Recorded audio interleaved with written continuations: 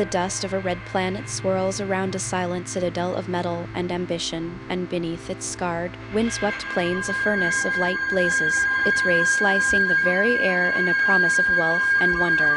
In the cold vacuum beyond the horizon, a deep space mining laser stands, an engine of human will, a shard of neon hunger carved from the ingenuity of a civilization that dared to plow the stars. That laser, humming in the dark, pulses through the void with a rhythm that feels almost like a heartbeat, a thrum of hope for those who cast their eyes upon the unyielding Martian surface. And yet, in that same heartbeat, there lies a hidden tremor, a subtle shift of destiny that will unravel the very fabric of the silent frontier, far from the bustling cities of Earth, where neon lights flicker like dying fireflies. The landscape here is a canvas of eternal dusk. The sky, a molten amber that never quite reaches a true sun, blankets the horizon in a blanket of dust that has settled over centuries. The wind whistles through canyons, carrying with it the ghosts of ancient tectonic rifts, as the thin atmosphere sighs with each breath of pressure. Around the mining array, towering pylons and crystalline rigs lean like the fingers of a giant, poised to harvest the metallic veins buried beneath the cracked regolith. The lasers, each a concentrated beam of human technology, gleam like a line of silver light, daring the planet to yield its riches. It is here, in this austere theater of the cosmos, that the quiet, calculated work of the mining crew is performed under the watchful eye of a machine that could melt stone into glass. Within the maze of equipment lies a chest of ancient origin, sealed by a mechanism older than the first human footprint on this red world. Its lid is a slab of obsidian that reflects the harsh light of the lasers, its surface etched with runes that pulse with a faint blue glow. The chest has been a silent sentinel, its presence dismissed as a curiosity by the crew, a relic of a forgotten expedition. The air around it is thin and cold, yet the chest hums with a low, resonant vibration that is almost imperceptible, a faint heartbeat against the clatter of machinery. The crew's routine is punctuated by the whirring of pumps and the soft hiss of cooling systems, and for them, the chest is just a piece of hardware, a forgotten artifact to be catalogued and set aside. Yet the chest has a memory, a secret, and its very presence is a thread waiting to be pulled into the tapestry of a story yet untold. The mining laser, at the heart of this clandestine narrative, is a beast of engineering marvel.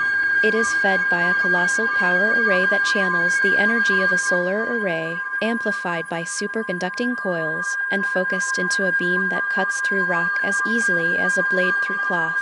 As the crew calibrates the coordinates, the laser's pulse travels inward, a surgical precision of energy that melts and vaporizes. Its beam, visible as a ribbon of violet light against the Martian dusk, becomes a visible line of possibility. The sound of the laser cutting the rock is a low, almost whispering roar, a steady pulse that echoes through the cavernous chambers below. The atmosphere shudders with each burst, the dust settling in fine layers, painting the ground with a pale, metallic sheen. The mining operation continues, an unstoppable force of progress, indifferent to the ancient chest that lies within the heart of the cavern. But progress is a fickle friend, and its steps can become a footfall upon hidden secrets. As the laser's beam dances across the terrain, the sealed chest lies beneath, its metal shell unassuming but impenetrable. The beam, however, is a ruthless artist, and the energy it releases begins to seep into the surrounding rock, melting it slowly, the heat spreading like a silent tide. The chest, unaware of the impending danger, remains inert, its obsidian surface reflecting the light like a dark mirror. The crew watches, their eyes on the readouts, their breathing synchronized with the machine's rhythm. In the background, the wind sighs, the dust drifts, and the sun is a distant memory. All of this unfolds as the day fades, the sky turning a deepening crimson, the shadows lengthening as the horizon blinks out of sight.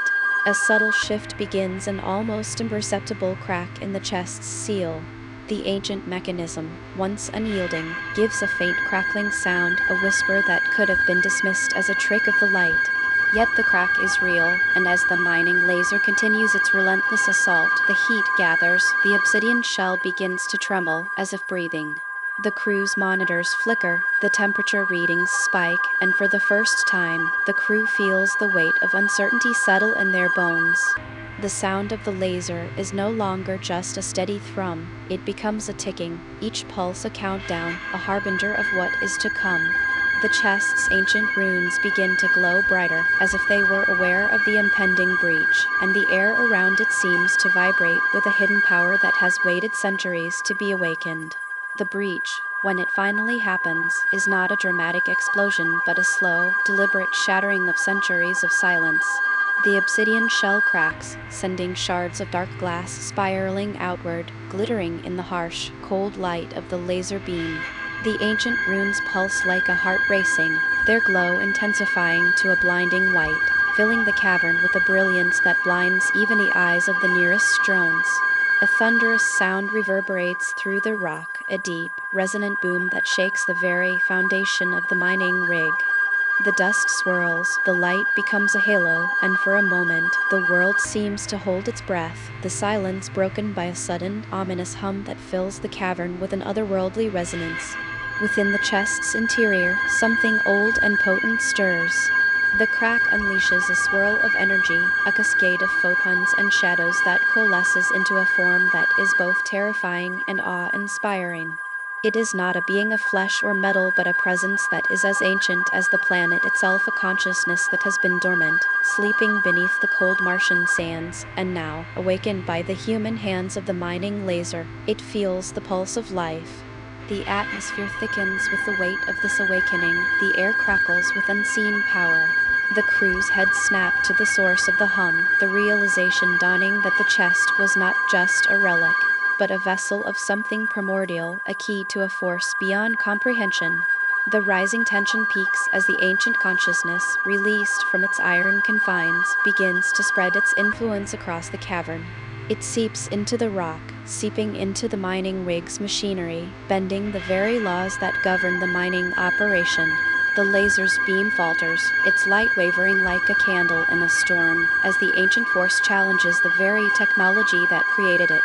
The crew watches in terror as the instruments that once hummed with certainty now flicker, their readings spiking wildly, their outputs failing.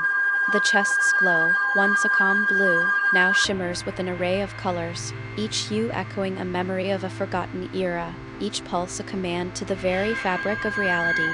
The silence that had settled over the cavern is replaced by a thunderous crescendo, a battle of light against darkness, of human ambition against an ancient cosmic truth.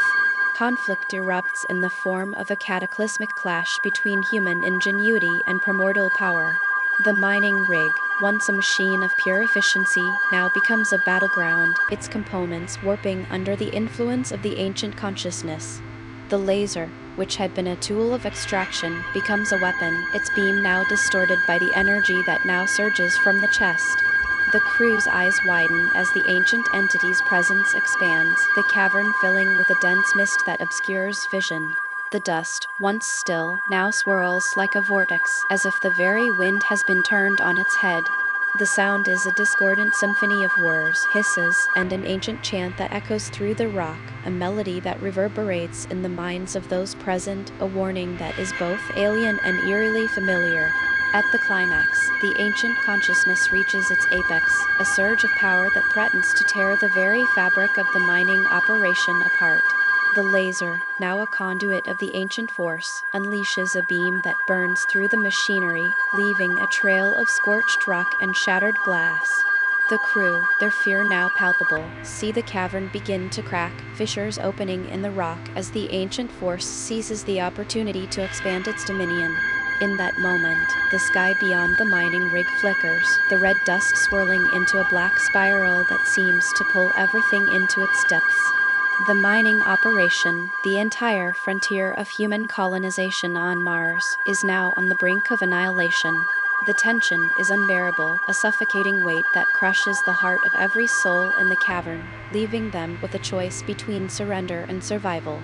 Resolution comes not through triumph, but through sacrifice. The crew, guided by instinct and a sudden, unspoken will, manages to sever the link between the ancient consciousness and the mining rig's power source. They redirect the energy into a containment field, a makeshift shield that, for a fleeting moment, holds the ancient power at bay. The laser beam, now directed away from the chest, cuts through the chamber's walls, sending shards of rock into the dust. The ancient consciousness, now restrained, begins to retreat, its pulse slowing, its glow fading. The dust settles, the cavern quiets, and the crack in the chest closes like a wound healing. The crew, battered and bruised, looks upon the chest with a newfound respect, recognizing the ancient warning that humanity had nearly ignored. The epilogue unfolds as the Martian night falls, the stars shining like cold diamonds on the black sky. The mining rig, scarred but alive, continues its work, its systems humming with a renewed caution. The chest, now sealed once more, sits as a silent guardian of a power that can be both creation and destruction. The crew, changed by the experience, moves forward with a heavier heart, knowing that the line between progress and peril is thin and that the universe is filled with ancient forces that will not easily be contained. The final image is of the laser's beam cutting a path through the darkness, a symbol of humanity's unyielding drive, now tempered by the knowledge that there are forces beyond human control that demand reverence, not conquest.